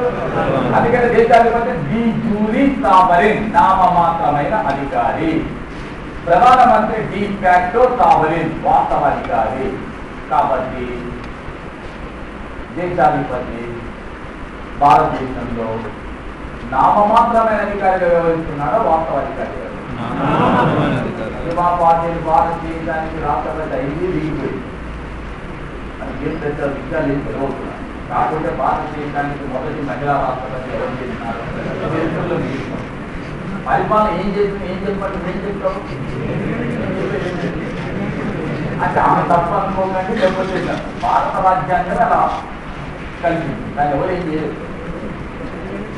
ఆ విషయంలో ఎవరు చేసేది ఏం లేదు. ఇంకా దాని గురించి మనం చర్చించాల్సినటువంటి అంశాలు కూడా చాలా ఉన్నాయి, వివరిస్తారు. ఇక్కడ మీరు తేడా ఏంటంటే దేశ పరిపాలన మొత్తం దేశాధిపతి పేరు మీద నిర్వహించేటటువంటి అంశాన్ని ఎక్కడి నుంచి తీసుకున్నాం మనం? ఏ దేశం నుంచి? కానీ దేశాధిపతి నామమాత్రమైన అధికారిగా వ్యవహరించే పద్ధతి దేశాధిపతి. అమెరికా చెప్తారు భారత పార్లమెంటరీ ప్రభుత్వం గురించి చెప్పేటప్పుడు భారత రాష్ట్రపతిని బ్రిటన్ రాజుతోనూ రాణితోనూ పోల్చవచ్చును. ఎందుకంటే వారు దేశానికి ఏలిక మాత్రమే, వాళ్ళు పాలకులు కారు. ప్రధానమంత్రి నేతృత్వంలో ఉన్నటువంటి మంత్రి మండలి వాస్తవిక పరిపాలన నిర్వహిస్తుందని చెప్పి భారత రాజ్యాంగ నిర్మాత అయినటువంటి అంబేద్కర్ డైరెక్ట్ గా చెప్పినారు. కాబట్టి మనం ఇక్కడ గమనించాల్సింది ఏంటంటే పార్లమెంటరీ తరహా ప్రభుత్వంలో ఇద్దరు అధిపతులు ఉంటారు. దేశాధిపతి కేవలం నామమాత్రమైన అధికారిగానే వ్యవహరిస్తారు. ఆ దేశాధిపతి పాత్రను భారతదేశంలో రాష్ట్రపతి పోషిస్తున్నారు. కాబట్టి భారత రాష్ట్రపతి అనేటువంటి అతను ఎవరున్నా కూడా ఆ పదవిలో నామమాత్రమైన అధికారిగానే పనిచేస్తారు. రైట్, ఇది రెండు తేడా. ఇంకేమన్నాయంటే నేను లేవు, ఆలోచించాలి. ఎందుకంటే పోలిక చేసినప్పుడు కొన్నిసార్లు కన్ఫ్యూజ్ అయ్యేటటువంటి అవకాశాలు ఉన్నాయి. కాబట్టి వాటి గురించి మాత్రమే నేను మీరు వివరిస్తాను. మళ్ళీ మళ్ళీ చెప్తున్నాను. ఇప్పుడు ఇక్కడ రాష్ట్రం ఉన్నాయి కదా, ఇవన్నీ మీకు సిలబస్లోని పాఠ్యాంశాలు. ఇప్పుడు ఇక్కడ రాసిన అంశాలు మొత్తం కూడా పాఠ్యాంశాలు అంటున్నాను. ఏ ఒక్కటి కూడా పక్కకు పోయాం, ప్రతి ఒక్కటి మనం చర్చిస్తాం. రైట్, నెక్స్ట్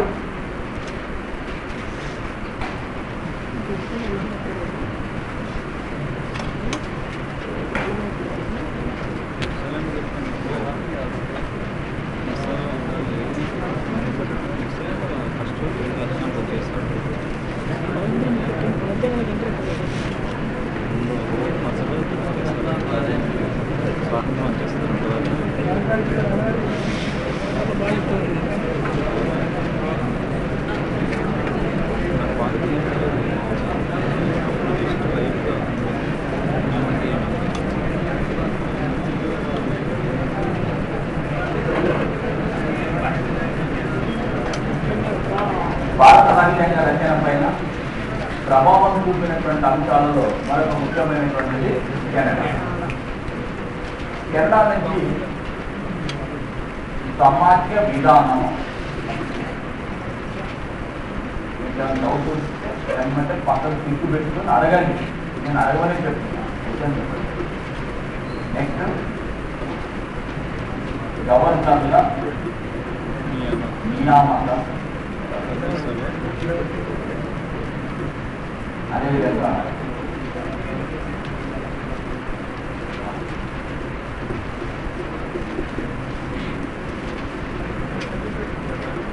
బలమైన కేంద్రం, అవశిష్ట అధికారాలు,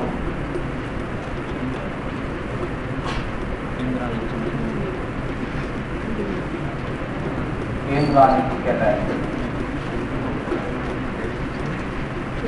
ఇది మనం కెనడా నుంచి ఇందులో మీరు ఫస్ట్ వచ్చే డౌట్ ఏంటి? సామాజిక వాస్తవంగా మన సమాజానికి సంబంధించిన అంశాలు మీరు ఇప్పుడు కేంద్ర జాబితా కానీ లేక రాష్ట్ర జాబితా కానీ ఈ అధికారాల పంపిణీకి సంబంధించినటువంటి అంశాలు లేక కేంద్ర జాబితాలో పేర్కొన్నటువంటి విషయాలు ఏవైతే ఉన్నాయో విషయాలంటే సబ్జెక్ట్స్ అంటే దేశ రక్షణ, దేశ వ్యవహారాలు, కరెన్సీ, బ్యాంకింగ్, మందుగులు, సామాగ్రి, విమానయానం, నౌకాయానం ఇలాంటి అంశాలు మొత్తం కూడా కేంద్ర జాబితాలో ఉండటాన్ని మనం 1930 చట్టం నుంచి తీసుకున్నాము. అలాగే రాష్ట్ర జాబితాలో పేర్కొన్నటువంటి విషయాలను కూడా 1930 చట్టం నుంచి తీసుకున్నాం. దాంట్లో సందేహం ఏం లేదు. కానీ సమాఖ్య విధానం మనం అనుసరించినటువంటి విధానం ఏదైతే ఉన్నదో ఈ విధానం యాక్చువల్గా రాజ్యాంగ నిర్మాణాల ముందు 2 దేశాలు ఉన్నాయి. ఒకటి అమెరికా, 2 కెనడా. ప్రపంచంలో ది బెస్ట్ ఎగ్జాంపుల్ సమాఖ్య ప్రభుత్వానికి ఉత్తమమైన ఉదాహరణ అమెరికా. అయితే భారత రాజ్యాంగ నిర్మాతలు అమెరికా సమాఖ్యకు బదులుగా మనం కెనడా విధానాన్ని అనుసరించినాం. ఇంకా కెనడా విధానంలో ఉండేటటువంటి అంశము అంటే కెనడాలో బలమైన కేంద్రం ఉంది, అవశిష్ట అధికారాలు కేంద్రానికి కేటాయించినాము. బలమైన కేంద్రము అవశిష్ట అధికారాలు కేంద్రానికి కేటాయించడం అని అంటే ఎందుకు? అమెరికాలో కేంద్రానికి అధికారాలు కేటాయించేటప్పుడు చాలా తక్కువ అధికారాలు కేంద్రానికి కేటాయించినారు. రాష్ట్రాలకు ఎక్కువ అధికారాలు కేటాయించినారు. కేంద్రానికి తక్కువ అధికారాలు కేటాయించి రాష్ట్రాలకు ఎక్కువ అధికారాలు కేటాయించినారు. ఎక్కడ? అమెరికా. వాస్తవానికి సమాఖ్య ప్రభుత్వం యొక్క ముఖ్య లక్షణం కేంద్ర రాష్ట్ర ప్రభుత్వాల మధ్య అధికారాల పంపిణీ. ఈ అధికారాల పంపిణీ చేసేటప్పుడు అన్ని దేశాలు ఉన్నది. సమాఖ్య వ్యవస్థను అనుసరించి ఏ దేశం ఉన్నది ఇదే ఉంటుంది. కేంద్రానికి రాష్ట్రాలకు మధ్య అధికారాల పంపిణీ ఉంటుంది. అమెరికాలో కావచ్చు, స్విట్జర్లాండ్లో కావచ్చు, భారతదేశంలో కావచ్చు, కెనడాలో కావచ్చు, ఎక్కడైనా ఇదే ఉంటుంది. అయితే ఈ అధికారాల పంపిణీ చేసేటప్పుడు ఎవరికి ఎక్కువ అధికారాలు కేటాయించినారనేది ముఖ్యం. చూస్తే అమెరికాలో కేంద్రానికి చాలా తక్కువ అధికారాలు కేటాయించి రాష్ట్రాలకు ఎక్కువ అధికారాలు కేటాయించినారు. ఎక్కడ? అమెరికా. కెనడాలో కేంద్రానికి ఎక్కువ అధికారాలు కల్పించి రాష్ట్రాలకు తక్కువ అధికారాలు కల్పించినారు. ఓకే. ఎక్కడ? కెనడా. ఎవరికి ఎక్కువ ఇచ్చినారు? ఎవరికి తక్కువ ఇచ్చినారు? ఇదే పద్ధతిని మనం కూడా అనుసరించినాము భారత రాజ్యాంగం. ఎందుకంటే కేంద్ర జాబితాలో 97 అంశాలు ఉంటే రాష్ట్ర జాబితాలో 66 అంశాలు ఉన్నాయి. అంటే ఎవరికి ఎక్కువ అధికారులు కల్పించినాం? ఎవరికి ఎక్కువ అధికారులు, ఎవరికి తక్కువ అధికారులు? అంటే ఇప్పుడు మనం అమెరికా మోడల్ అనుసరించినామా, కెనడా మోడల్ అనుసరించినామా? తర్వాత ఈ కేంద్రానికి రాష్ట్రాలకు అధికారాలు కల్పించిన తర్వాత అంటే అధికారాలు పంపిణీ చేసిన తర్వాత మిగులు అధికారాలు ఉంటాయి. ఏ జాబితాలో చేయాలని మిగులు అధికారులు, కొత్తగా వచ్చిన అధికారాలు. ఈ కొత్తగా వచ్చిన అంశాలు మిగులు అధికారాలు ఏమంటున్నాం మనం? అవశిష్ట అధికారాలు. ఈ అవశిష్ట అధికారాలు అమెరికాలో రాష్ట్రాలకు ఇచ్చినారు. అమెరికాలో ఎవరికి ఇచ్చినారు? రాష్ట్రాలకు. కానీ కెనడా ఎవరికి ఇచ్చినారు? కేంద్రానికి ఇచ్చినారు. మిగులు అధికారాలు, అవశిష్ట అధికారాలని అమెరికాలో రాష్ట్రాలకు బదిలీ చేసినారు. రాష్ట్రాలకే ఉంటాయి. కెనడాలో మాత్రం కేంద్రానికి కేటాయించినారు. భారత రాజ్యాంగ ప్రకారం 248 అధికరణ ప్రకారం అవశిష్ట అధికారాలు ఎవరికి ఇచ్చినాం? కేంద్రానికి. ఓకే. కేంద్రానికి ఎక్కువ అధికారాలు కల్పించినప్పుడు కేంద్రం బలంగా ఉంటుందా, రాష్ట్రాలు బలంగా ఉంటాయి? అమెరికాలో రాష్ట్రాలు బలంగా ఉంటాయి, కేంద్రం బలహీనంగా ఉంటుంది. ఎందుకని? కెనడాలో కేంద్రం బలంగా ఉంటుంది, రాష్ట్రాలు బలహీనంగా ఉంటాయి. ఎందుకని? కేంద్రానికి. సో మరి భారత రాజ్యాంగం ప్రకారం అధికారులు ఎవరికి ఎక్కువగా కల్పించినాం కాబట్టి ఎలాంటి కేంద్రం ఉంటుంది బలమైన, ఎలాంటి రాష్ట్రాలు ఉంటాయి బలహీన. అంటే ఈ అంశాలను పరిశీలించినప్పుడు సమాఖ్య విధానానికి సంబంధించినంత వరకు అధికారుల పంపిణీ జరపాలి. అధికారాల పంపిణీ జరిపేటప్పుడు 1935 చట్టాన్ని అనుసరించే కేంద్ర రాష్ట్ర ప్రభుత్వాల మధ్యన అధికారాల పంపిణీ చేసినాము, సమాఖ్య విధానాన్ని అనుసరించాము. కానీ ఈ సమాఖ్య వ్యవస్థను ఏర్పాటు చేసేటప్పుడు ప్రపంచంలో ది బెస్ట్ ఎగ్జాంపుల్ గా చెప్పేటటువంటి అమెరికా సమాఖ్యకు బదులుగా కెనడా సమాఖ్యను అనుసరించినామని ఎందుకు చెప్తున్నామంటే ఈ 3 అంశాలను ఆధారం చేసుకొని ఇంకొక అంశం ఉంది. ఈవెన్ గవర్నర్ వ్యవస్థ కూడా అమెరికాలో గవర్నర్లని ఆ రాష్ట్రాల ప్రజలే ఓట్ చేసి ఎన్నుకుంటారు. అమెరికాలో వివిధ రాష్ట్రాల్లో ఉన్న గవర్నర్లని ఆ రాష్ట్ర ప్రజలు ఓటు వేసి ఎన్నుకుంటారు. కెనడాలో గవర్నర్లని నియమిస్తారు. అక్కడ ఉండేటటువంటి దేశాధిపతి గవర్నర్ జనరల్ నియామకం చేస్తారు. రాష్ట్ర పరిపాలనలో కీలక పాత్ర పోషించే వ్యక్తి ఎవరు? గవర్నర్. రాష్ట్ర పరిపాలనతో ఎవరి పేరు నిర్వహించాలి? గవర్నర్. రాష్ట్ర రాజ్యాంగాధిపతి ఎవరు? గవర్నర్. అలాంటి గవర్నర్ ని భారతదేశంలో రాష్ట్రాలు ఎన్నుకుంటున్నాయా, కేంద్రం నియమిస్తున్నాయి? అంటే ఇవన్నీ కూడా సమాఖ్య నిర్మాణం, సమాఖ్య విధానాన్ని అనుసరించేటప్పుడు మన విధానం మొత్తం కూడా కెనడాను పోలి ఉంటుంది. బలమైన కేంద్రం, అవశిష్ట అధికారాలు కేంద్రానికి చెందడం, కేంద్రానికి ఎక్కువ అధికారాలు కల్పించడం. ఈ 3 అంశాలు కూడా అమెరికా సమాఖ్యకు బదులుగా మనం ఏ సమాఖ్య విధానం అనుసరించినాం? కెనడా సమాఖ్య. మామూలు సమాఖ్య అంటేనేమో అధికారాల పంపిణీ. అధికారాల పంపిణీ చేస్తాం, అన్ని చోట్ల కూడా చేస్తున్నాం. అమెరికాని సమాఖ్య అంటాం, కెనడాని సమాఖ్య అంటాం, భారత సమాఖ్యని సమాఖ్య అంటాం. కానీ అన్ని ఒకే రకంగా ఉన్నాయా, వేరు వేరుగా ఉన్నాయా? వేరు వేరు. మరి అమెరికా పద్ధతిలో వెళ్ళినామా, కెనడా పద్ధతిలో వెళ్ళినామా? ఈవెన్ అమెరికాలో రాష్ట్రాల సమాఖ్య అని ఉంటుంది. ఓకే, రాష్ట్రాల సమాఖ్య అనే పదం ఉంటుంది. అమెరికా దేశం పేరు రాష్ట్రాల కార్యక్రమం అంటే యునైటెడ్ స్టేట్స్ అని ఉంటుంది. అమెరికా దేశం డైరెక్ట్ అమెరికా అనుకుంటే యునైటెడ్ స్టేట్స్ ఆఫ్ అమెరికా అని చెప్పేస్తాను. అమెరికా సంయుక్త రాష్ట్రాలు ఏదైనా ఉంటుంది. మీకు భారత రాజ్యాంగంలో ఎక్కడ కూడా సమాఖ్య అనే పదం ఉండదు, ఈ పదమే ఉండదు. మరి ఏ పదం ఉంటుంది? కెనడాలో ఉన్నట్టుగా భారత సమాఖ్యలో కూడా ఏ పదం ఉంటుంది? యూనియన్ అనే పదం. యూనియన్ అనే పదాన్ని కూడా ఎక్కడి నుంచి తీసుకున్నాం మనం? ఇప్పుడు భారత రాజ్యాంగంలో ఫస్ట్ సెంటెన్స్, మొదటి అధికరణ, మొదటి సెంటెన్స్ ఏమంటుంది? India that is Bharat shall be A union of states. భారతదేశం ఒక రాష్ట్రాలకు కలిగి రాయబడి ఉంది. రాష్ట్ర పబ్లిక్ సర్వీస్ కమిషన్ అని చెప్పుకుంటాం. మరి కేంద్ర పబ్లిక్ సర్వీస్ కమిషన్ అన్నప్పుడు ఎక్కడైనా కేంద్ర పబ్లిక్ సర్వీస్ కమిషన్ ఉందా, యూనియన్ పబ్లిక్ సర్వీస్ కమిషన్? అంటే కేంద్రానికి బదులుగా, సమాఖ్యకు బదులుగా ఏ పదాన్ని వాడినా మనం? ఈ యూనియన్ అనే పదాన్ని వాడిన దేశం కూడా ఏ దేశము? కెనడా. కాబట్టి సమాఖ్య అనే పదాన్ని వాడలేదు. కెనడా మాదిరిగా యూనియన్ పదాన్ని వాడినాము. రాష్ట్రాలకు తక్కువ అధికారాలు, కేంద్రానికి ఎక్కువ అధికారాలు కల్పించినాము. బలమైన కేంద్రాన్ని ఏర్పాటు చేసినాము. అవశిష్ట అధికారాలు కూడా కేంద్రానికే కల్పించినాము.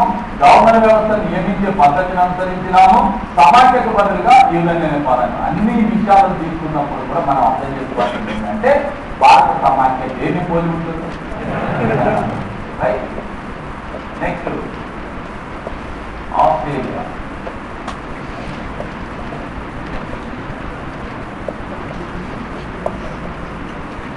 భారత రాజ్యాంగం పైన ప్రభావం చూపినటువంటి అంశాలలో ఆస్ట్రేలియా రాజ్యాంగం కూడా ముఖ్యమైనటువంటి. ఒకటి ఉమ్మడి జాబితా, రెండవది దేశ వ్యాపార వాణిజ్యానికి సంబంధించినటువంటి చట్టాలు, అంతర్రాష్ట్ర వ్యాపార వాణిజ్యానికి సంబంధించినటువంటి అంశాలు, ఫైనాన్స్ కమిషన్,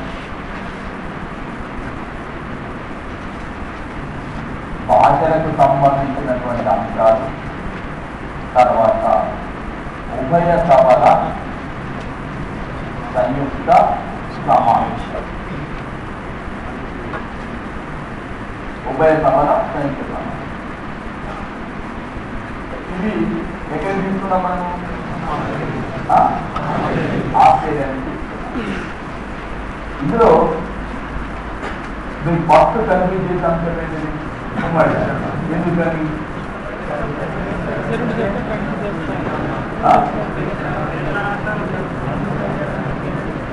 భారత రాజ్యాంగ నిర్మాతలు సమాజ విధానాన్ని అనుసరించేటప్పుడు ఏ దేశాన్ని తీసుకున్నారట?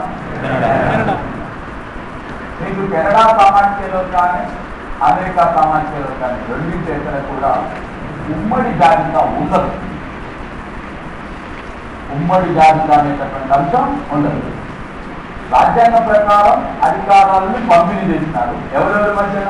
కేంద్రానికి, రాష్ట్రాలు. ఈ కేంద్రానికి రాష్ట్రాలకు మధ్యన అధికారాలు పంపిణీ చేసేటప్పుడు కేంద్ర జాబితా, రాష్ట్ర జాబితా. మిగిలిన అధికారాలు ఏమన్నారు? మిగులు అధికారాలు. ఏ జాబితా ఉండదు? ఉమ్మడి జాబితా. మిగిలిన అధికారాలు, మిగులు అధికారాలు, అవశిష్ట అధికారాలు చెప్పినాం కదండి, అది ఉంటుంది. కానీ ఏది ఉండదు? ఉమ్మడి జాబితా. కానీ క్లియర్ కట్ గా ఉమ్మడి జాబితా రాసిన రాజ్యాంగం ఏంటంటే ఆస్ట్రేలియా. సమాఖ్య వ్యవస్థ యొక్క ముఖ్య లక్షణం అధికారాల పంపిణీ. ఎవరెవరి మధ్యన? కేంద్రానికి, రాష్ట్రాలు. జాతీయ అంతర్జాతీయ ప్రాముఖ్యం ఉన్న విషయాలు మొత్తం కేంద్ర జాబితాలో పొందుపరిచి కేంద్రానికి అధికారాలు కల్పిస్తారు. వాటిపైన రాష్ట్ర జాబితాలో రాష్ట్రాలకు సంబంధించిన అధికారాలు కల్పించి రాష్ట్ర ప్రభుత్వానికి అధికారాలు కల్పిస్తారు. No doubt. అయితే ఈ రెండింటికి అధికారాలు కల్పించిన తర్వాత ఏమైనా మిగులు అధికారాలు ఉంటే వాటిని అవశిష్ట అధికారాలు, మిగులు అధికారాలు అంటారు. ఈ మిగులు అధికారాలు అనే పదం ఉంటుంది. మిగులు అధికారాలనే అమెరికానేమో రాష్ట్రానికి ఇచ్చింది, కెనడానేమో కేంద్రానికి. అక్కడ రెండింటిలో కూడా ఏ జాబితా లేదు?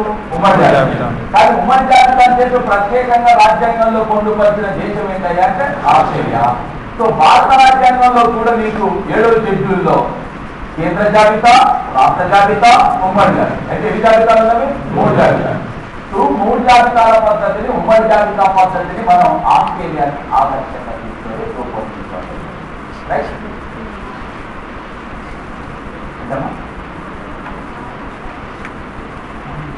అంటే భారత స్వాతంత్ర 1930 భారత ప్రభుత్వ చట్టంలో బ్రిటిష్ ప్రభుత్వం మనకి ఇచ్చింది.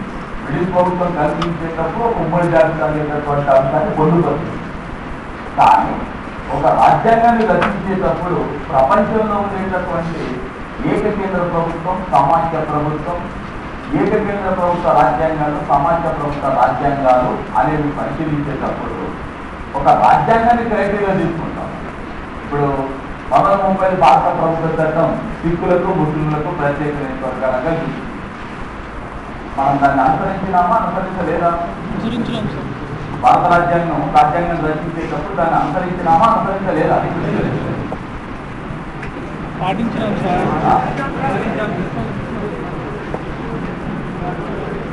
ముస్లింలకు ప్రత్యేక నియోజకవర్గాలు ఏర్పాటు చేస్తున్నారు, సిక్కులకు ప్రత్యేక నియోజకవర్గాలు ఏర్పాటు చేస్తున్నారు. ఏ చట్టం?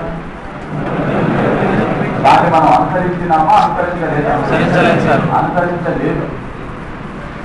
భారత రాజ్యాంగంలో ఎక్కడ కూడా మతపరమైన రిజర్వేషన్లు ఉండవు. ఓకే? అంటే బ్రిటిష్ ప్రభుత్వం ప్రసాదించినటువంటి చట్టాన్ని యాజ్ ఇట్ ఈజ్ గా తీసుకున్నామా, లేక భారతదేశ పరిస్థితులకు అనుగుణంగా మలుచుకున్నామా? భారతదేశ పరిస్థితులకు అనుగుణంగా మలుచుకునేటప్పుడు వాస్తవంగా అప్పుడు సార్వత్రిక వయోజన ఓటర్ కొనరా? 30 చట్టాన్ని అనుసరించి భారతదేశంలో ఎంత శాతం మందికి మాత్రమే ఓటర్? 10.6%. 30 చట్టం. రాజ్యాంగ ఎన్నికలు జరిగినప్పుడు 28.5%. 1919 చట్టం ద్వారా 2.6%. 1930 చట్టాన్ని అనుసరించి 10.6%. ఈ 10.6% కూడా ఎవరి వీళ్ళు అంటే భారతదేశంలో ఆదాయ పన్ను చెల్లించేవాడు, డిగ్రీ పట్టా పుట్టుకున్నటువంటి చదువుకున్నటువంటి వాళ్ళు, భూస్వాములుగా ఉన్నవారు, మతాధిపతులుగా ఉన్నవారు, వీళ్ళకి ఓటర్లు కల్పించినాం. ఈ ఓటర్లను మనం పరిమిత ఓటర్ కంటామా లేక సార్వత్రిక వయోజన ఓటర్? పరిమిత ఓటర్. 30 ఏం కల్పించింది? మరి ఇప్పుడు భారతదేశంలో పరిమిత ఓటర్లను కల్పిస్తున్నామా సార్వత్రిక? అంటే సార్వత్రిక వయోజన ఓటర్కు కానీ మతపరమైన నియోజకవర్గాలు కానీ బ్రిటిష్ వారు ఏర్పాటు చేసినారు, కానీ మనం దాన్ని అనుసరించలేదు. అలాగే మీకు అవశిష్ట అధికారాలు 30 చట్టం ద్వారా గవర్నర్ జనరల్ కల్పించినాం. అంటే ఇప్పుడు భారత రాజ్యాంగ ప్రకారం ఎవరికి కల్పిస్తారు? రాష్ట్రపతి. ఎవరికి కల్పించినాం? ఈ అంశాలు ఏం చెప్తున్నానంటే 1930 చట్టాన్ని భారత రాజ్యాంగాన్ని రచన చేసేటప్పుడు దాన్ని తోడ్పాటు దాని ప్రధాన మూలాధారంగా తీసుకున్నాం. కానీ రాజ్యాంగ రచన చేసేటప్పుడు వివిధ రాజ్యాంగాలను గ్రహించినాం. దేన్ని ఆదర్శంగా తీసుకోవాలి అన్నప్పుడు మనకు స్ఫూర్తినిచ్చిన రాజ్యాంగం ఏంటంటే ఏదైతే రాజ్యాంగం? ఆస్ట్రేలియా రాజ్యాంగం, అమెరికా రాజ్యాంగం, కెనడా రాజ్యాంగాలు.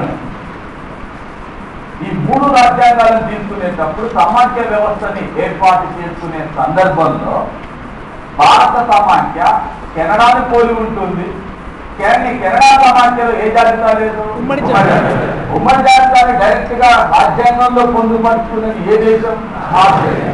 కాబట్టి దాన్ని ఆదర్శంగా తీసుకున్నామని చెప్తారు. మీకు చట్టంలో పొందుపరిచినటువంటి ప్రతి అంశాన్ని మనం తీసుకోవాలి. మన అవసరాన్ని, మన సందర్భాన్ని బట్టి మాత్రమే అంటే భారత రాజ్యాంగంలో పొందుపరిచినాం. పొందుపరిచేటప్పుడు వివిధ దేశాల రాజ్యాంగాలని ఆదర్శంగా తీసుకుంటాం తప్ప చట్టం అనేటటువంటిది ప్రాధాన్యత కల్పించిన లేక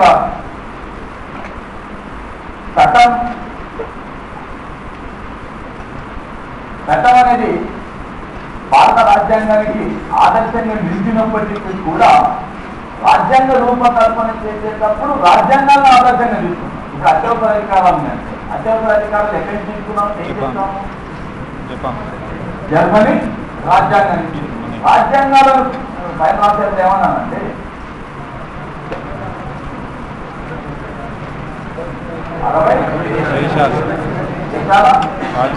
రాజ్యాంగాలు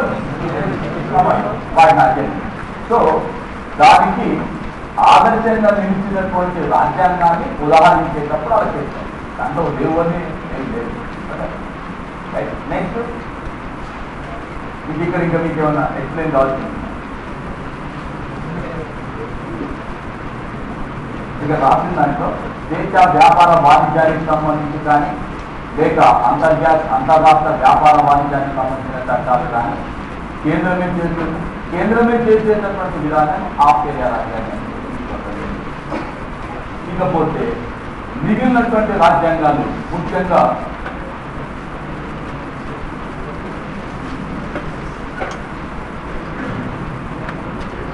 రష్యా, ఫ్రాన్స్, దక్షిణాఫ్రికా,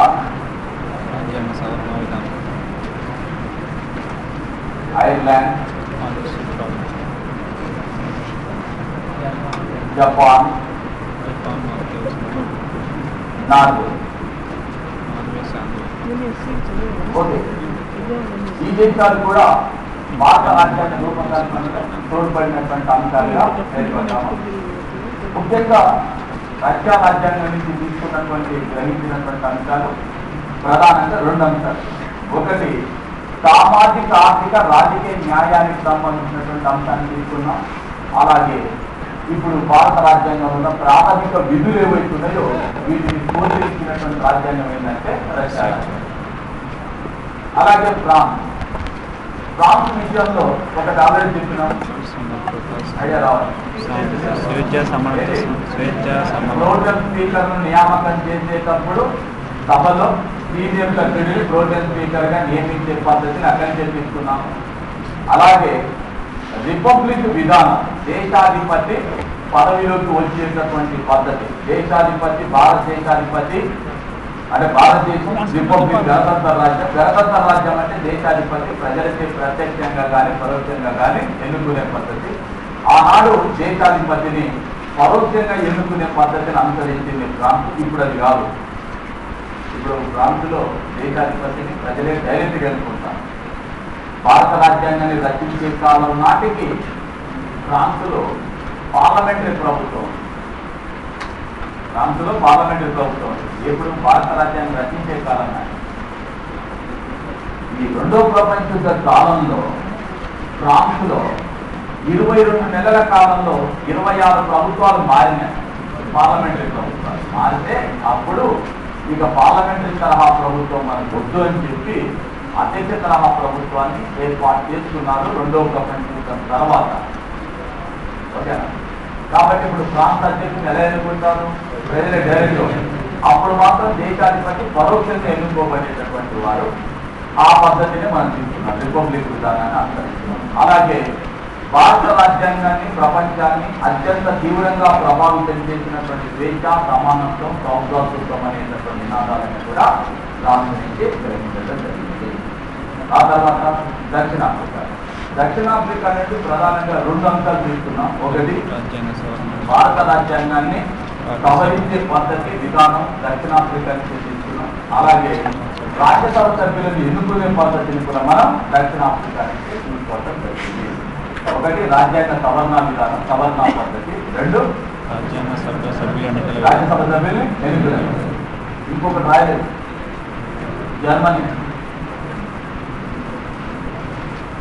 జర్మనీ నుంచి మనం ఈ అత్యవసర పరిస్థితులను విధించినప్పుడు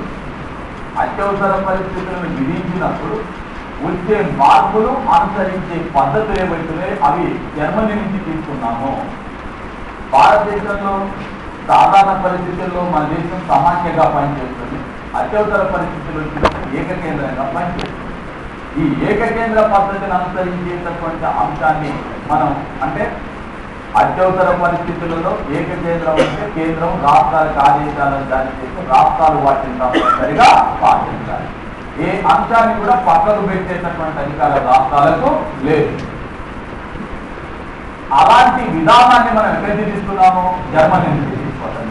అలాగే జపాన్, ఐర్లాండ్ నుంచి తీసుకున్నటువంటి విషయాల్లో ముఖ్యమైనది ఏంటంటే ఆదేశ సూత్రాలు. ఎక్కడి తీసుకున్నాం మనం? అలాగే ఐర్లాండ్ నుంచి తీసుకుని ఇంకొక ముఖ్యమైన అంశం ఏంటంటే భారత రాష్ట్రపతి ఎన్నిక చేసేటప్పుడు ఏక ఓటు బదిలీ పద్ధతి, సింగిల్ ట్రాన్స్ఫరబుల్ ఓటు సిస్టమ్, నైష్పత్తిక ప్రాతినిధ్య పద్ధతి, భారత రాష్ట్రపతిని ఎన్నుకునే పద్ధతిని కూడా మనం ఐర్లాండ్ నుంచి గ్రహించడం జరిగింది.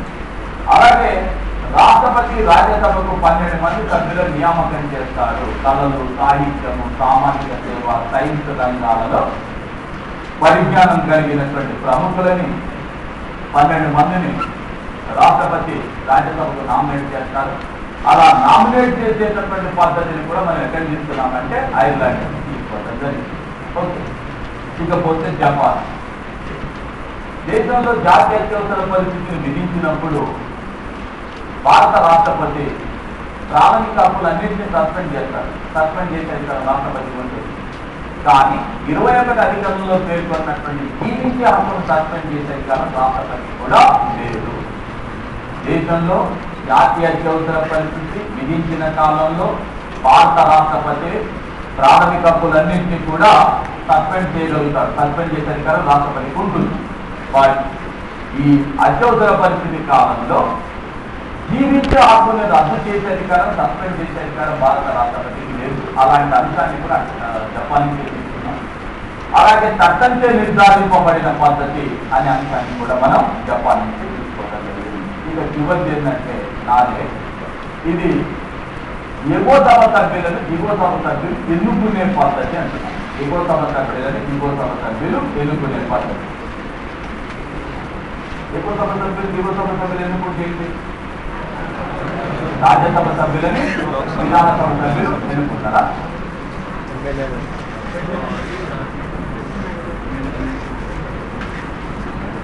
లోక్సభ సభ్యులు ప్రజల చేత ప్రత్యక్షంగా ఎన్నుకోబడతారు. రాజ్యసభ సభ్యులని ఎమ్మెల్యేలు ఎన్నుకుంటారు. రాష్ట్రాలలో ఉండేటటువంటి ఎమ్మెల్యేలు ఎన్నుకుంటారు. ఓకేనా? కానీ ఇక్కడ అది కాదు చెప్పి రాజ్యసభ సభ్యులు ఎన్నుకునే పద్ధతి ఆల్రెడీ దక్షిణాఫ్రికా ఎవరైనా చెప్తారా? దిగువ సభ సభ్యులు దిగువ సభ సభ్యులు ఎన్నుకునే పద్ధతి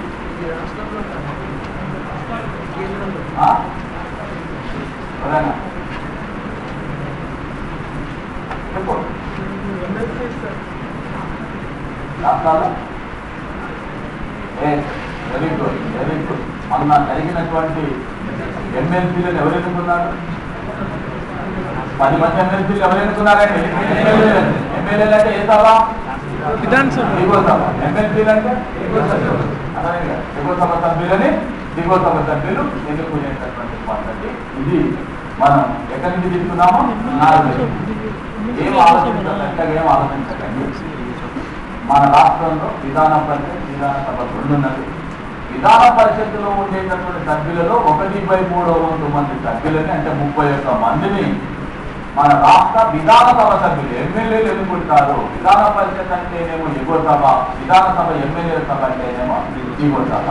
దిగువ సభ సభ్యులు ఎగువ సభ సభ్యుల్ని ఎన్నుకునే పద్ధతిని అనుసరిస్తున్నాము రాష్ట్రాలలో. దానిని ఎక్కడి నుంచి తీసుకున్నామంటే 4. రాజ్యసభ సభ్యులు ఎన్నుకునే పద్ధతి దక్షిణాఫ్రికా రైట్.